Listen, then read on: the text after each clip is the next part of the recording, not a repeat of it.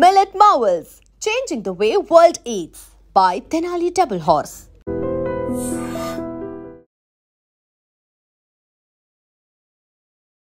Hi hello namaste welcome back to our channel. నేను మీ Vaishu. 9వ class చదువుతున్న అమ్మాయి గవర్నమెంట్ స్కూల్లో చదువుతుంది. వాష్రూమ్లో వెళ్ళి బేబీని డెలివరీ చేసింది. మీరు విన్నది నిజమే. ఆవిడ ప్రెగ్నెంట్ అయిన విషయం, లేకపోతే 9 months నిండిన విషయం స్కూల్లో టీచర్స్కి కానీ ఇంట్లో పేరెంట్స్కి కానీ ఎవరికీ తెలియదు. డైరెక్ట్గా వాష్రూమ్లోకి వెళ్ళి ఆవిడే డెలివరీ చేసుకుంది. అంటే 9 months ఆవిడ ప్రెగ్నెన్సీ క్యారీ చేస్తుంటే తన మదర్కి ఎలా తెలియలేదు, తన స్కూల్లో చదువుతుంటే ఆ టీచర్స్కి ఎలా తెలియలేదు. మరి అంత రెక్లెస్నెస్ ఏదైతే ఉందో ఆ పేరెంట్స్కి, అది పేరెంట్స్ తప్పనలా, టీచర్స్ తప్పనలా, అసలు ఆ అమ్మాయికి ఏం జరిగిందని అనుకోవాలి. ఈ విషయం గురించి మాట్లాడడానికి ఈరోజు నాతో పాటు సోషల్ యాక్టివిస్ట్ కృష్ణకుమారి గారు ఉన్నారు. మేడంతో మాట్లాడదాం. హలో మ్యామ్, నమస్తే. నమస్తే. బాగున్నారా? సో 9th class చదువుతున్న అమ్మాయి ప్రెగ్నెంట్, 9 months నిండినాయి. స్కూల్లో టీచర్స్ 13 మంది లేడీ టీచర్స్ ఉన్నారు, తెలియలేదు. ఇంట్లో అమ్మకి తెలియలేదు. ఆ అమ్మాయి వాష్రూమ్లో వెళ్ళేసి బేబీని డెలివరీ చేసేస్తుంది. ఏం జరిగింది అనే విషయం ఇంకా అంత చిక్కట్లేదు ఇప్పటికీ. ఏం జరుగుంటుందంటారు మ్యామ్? ఇప్పుడు ఇట్లాంటి అకృత్యాలకు పాల్పడేది 90% తెలిసిన వాళ్ళ వల్లే ఓకే అని రికార్డ్స్ చెప్తున్నాయి. National bureau of crime records ఉంటాయి కదా, అవి చెప్తున్నాయి. అంటే ఎవరో ఈ అమ్మాయికి తెలిసిన వాళ్ళే, అందులో వాళ్ళ నాన్న అవ్వచ్చు, వాళ్ళ తాత అవ్వచ్చు, వాళ్ళ బాబాయ్ అవ్వచ్చు, కొంచెం దూరం రిలేటివ్ అవ్వచ్చు, మేనమామ అవ్వచ్చు, ఈ అమ్మాయికి కన్నా పెళ్ళైతే బావ కావచ్చు, లేదు అనుకుంటే ఎవరన్నా కావచ్చు. ఇది పెద్ద ఆశ్చర్యపడాల్సిన అవసరం లేదు. ఈవేళ మైనర్ బాలికలు కావచ్చు, మేజర్లు కావచ్చు, పెళ్ళి కాకుండా గర్భం దాల్చే ప్రతి వాళ్ళ వెనక కొన్నిసార్లు వీళ్ళ తెలివి తక్కువతనం ఉంటే, చాలాసార్లు 99.9% స్వార్థపరులకి వీళ్ళు బలైపోతున్నారని అర్థం. లేకపోతే స్కూల్కి వెళ్ళే చిట్టి తల్లి ఇంకొక బుజ్జి పాపాయికి తల్లిని జన్మనివ్వడం ఏంటి కదా? ఇది దారుణమైన విషయం కదా. ఆ విషయం తల్లికి ఎలా తెలియలేదు అంటే, అసలు తల్లి స్టేటస్ ఏంటో మనకి ఇంతవరకు బయటికి రాలా, న్యూస్ రాలా.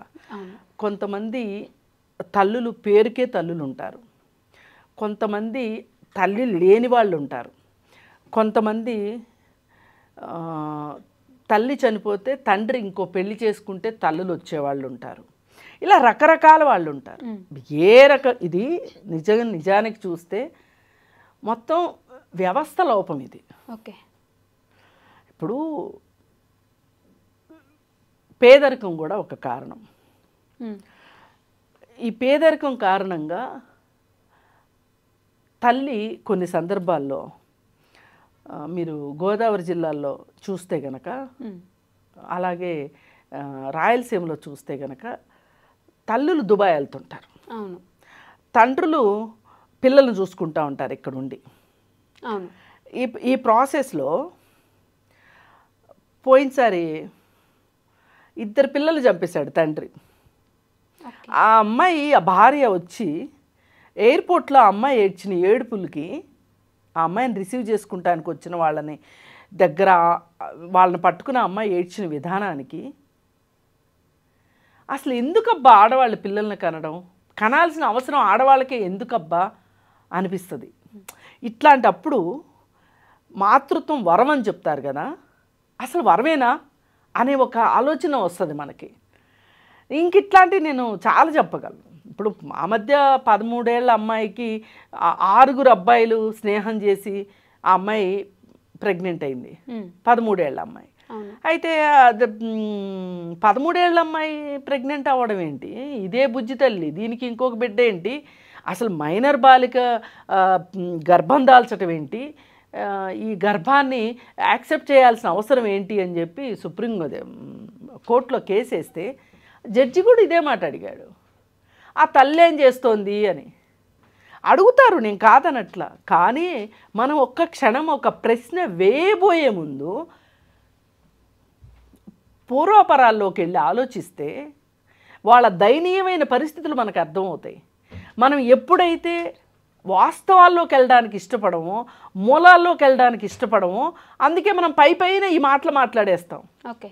ఇప్పుడు అసలు ఇప్పటికి తల్లే లేదేమో, ఉన్న తల్లికి ఏమి తెలియదేమో, అసలు తల్లిదండ్రులు అయితే ఉన్నారు, ఉండొచ్చు, నేను కాదనట్లా. కానీ ఆ తల్లి సౌండ్ మైండ్తో ఉందో లేదో, ఆ తల్లి పని పాటలకు ఇంకెక్కడికన్నా వెళ్ళిందేమో, ఏమో రకరకాలు ఉండొచ్చు కదా. పైగా కొంతమందికి ఏంటంటే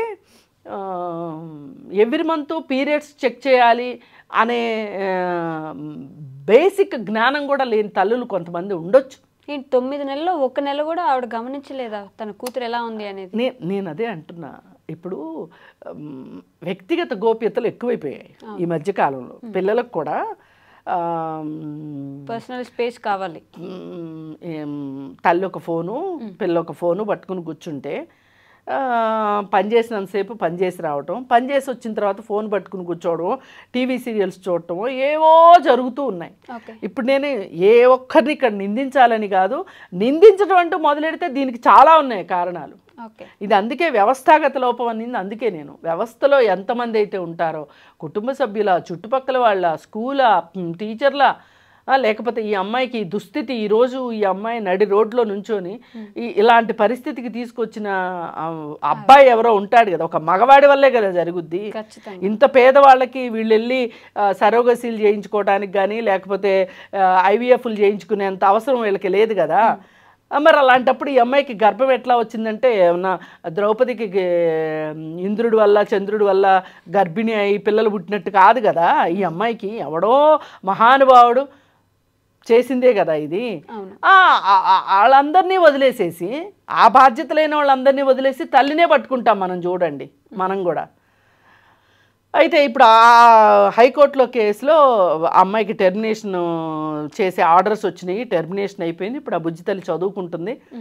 ఇది ఎంత అవునన్నా కాదన్నా అమ్మాయికి జీవితాంతం ఇది గుర్తుండే విషయమే. అసలు ఈ పాపే కాదండి, ఇప్పుడు ఈ అమ్మాయి స్కూల్కి వెళ్ళి స్కూల్లో బాత్రూంలో డెలివరీ అయింది కాబట్టి ఇది పెద్ద విషయంగా మాట్లాడుతున్నాం మనము.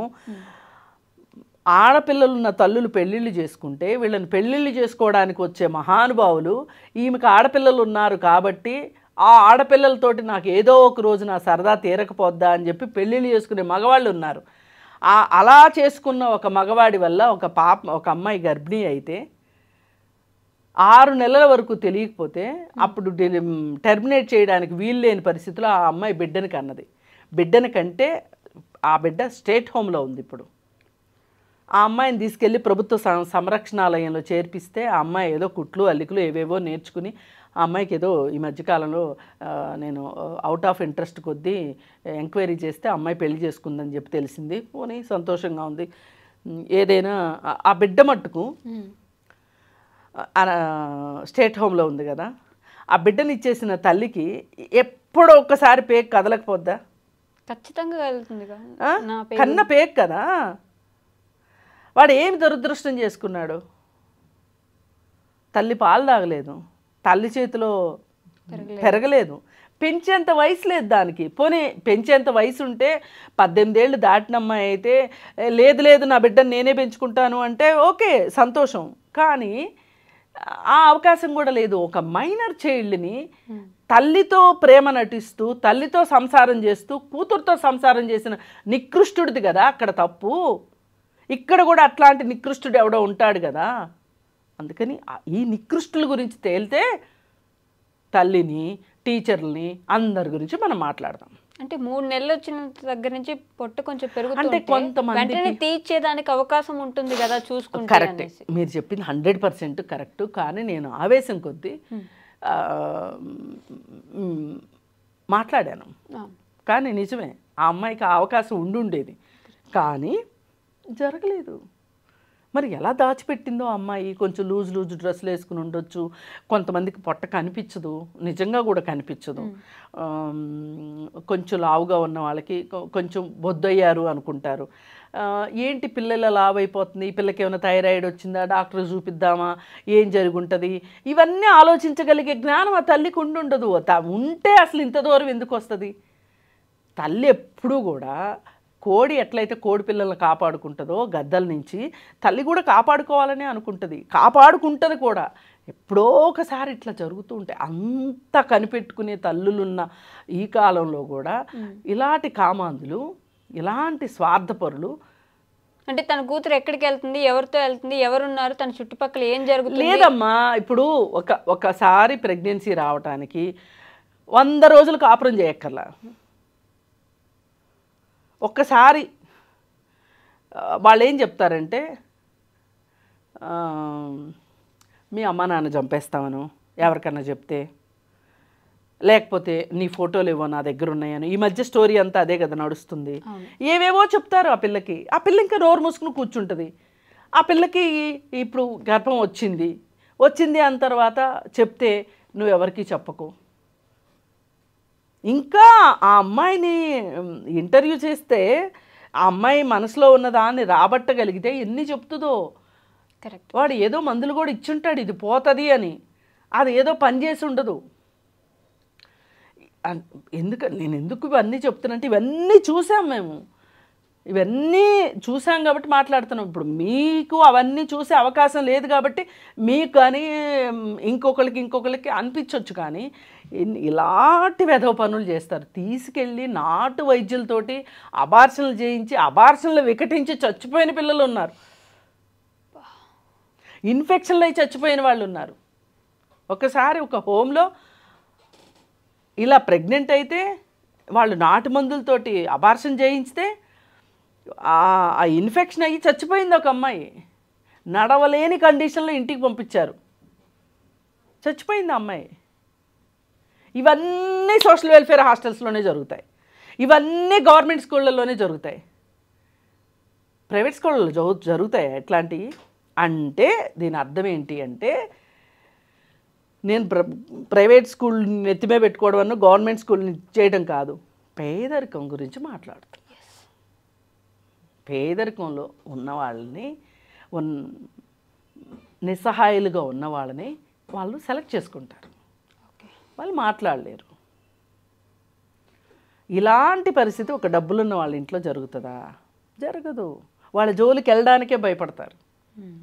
అది అందుకని ఏంటంటే ఒకవేళ అక్కడ ఏమీ జరగవో, అసలు డబ్బులున్న వాళ్ళ మీద అత్యాచారాలు జరగవని కాదు నా ఉద్దేశం, ఇలాగా. అందుకని ఏది ఏమైనా అసలు ఆ అమ్మాయి చుట్టుపక్కల ఉన్నది ఎవరు, దీనికి కారణం ఎవరు, వాళ్ళని శిక్షించడం తప్పితే ఇప్పుడు చేయగలిగింది ఏమీ లేదు. అందరికీ అర్థం కావాల్సింది ఏంటి అంటే, ఎక్కడైనా మన చుట్టుపక్కల ఇలాంటి పరిస్థితి ఎవరికైనా వస్తే మనం వాళ్ళ మీద ఒక 4 రాళ్ళు వేసే బదులు వాళ్ళ చెప్పుల్లో మనం కాళ్ళు పెట్టి వాళ్ళని అర్థం చేసుకుందాం. అది ఒక్కటే solution. Okay ma'am, thank you. నిజంగా ప్రస్తుతం ఉన్నటువంటి సమాజం దేనికి ప్రయారిటీ ఇస్తుంది? ఆర్థిక సంబంధాల చుట్టూ మాత్రమే తిరుగుతుంది. మళ్ళీ ఎన్నికలంగానే చాలా విరక్తి కలుగుతుంది. మంచి అనిపిస్తుంది కదా, లేడీస్ కూడా ఛాలెంజింగ్ జాబ్స్ చేసినప్పుడు చాలా బాగుంటది. ఫుడ్ డెలివరీ ఇవ్వటానికి వెళ్ళినటువంటి డెలివరీ బాయ్ అనిల్ పై కళ్ళ ముందు